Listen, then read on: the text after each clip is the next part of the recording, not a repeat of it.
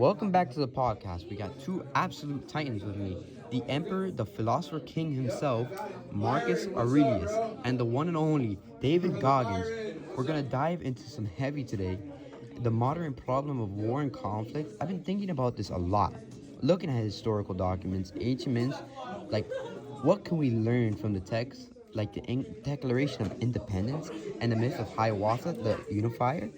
It seems like human beings are just weird conflict, but is it really the truth? Joe, the notes you provided on Hiawatha speak directly to Hiawatha's journey from a man of profound grief to a unifier, is a testament to the power of transformation. His heart was as heavy as a stone, but he chose to rise above his personal suffering to seek peace for his people. He understood that true strength lies in not continuing the fight, but in ending it. The great law of peace was built on justice, harmony, and mutual respect, a philosophy for living together, not against one another. That's the part that gets me. He had to go through hell first, lost his whole family. That's a gut check. Most people get stuck in that sorrow, that grief, and just quit. Find that fire in the deepest, darkest place. That's how you become the unifier. Not by running from the problem, but by facing it head on and building something better. You can't escape the trauma, but you can use it to build your foundation. That's fascinating. An internal struggle to overcome grief in his first battle.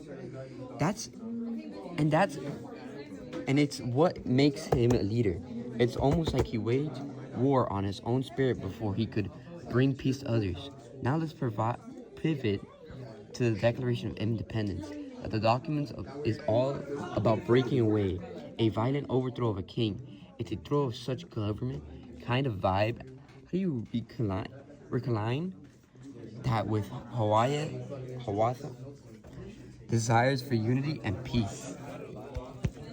A good question. Both are responses to form a tyranny, but with different principles at their core. The Declaration's focus is on what they call natural rights, that all people are created equal and endowed with certain unalienable rights. The government's purpose is to secure these rights, and if it fails, the people have the duty to change it. The revolution was an act of preserving a new society based on these principles, not just to create chaos. It was a means to an end, the end being just as powerful society. It's all about accountability, man. They saw the government was being major L, as you say. The king was tripping. They weren't getting what they needed, so they had to fight for it. Sometimes, the only way to get peace is to be willing to go to war for it. It's the same mentality. They looked at their situation, saw the injustice, and said, all right, it's our right.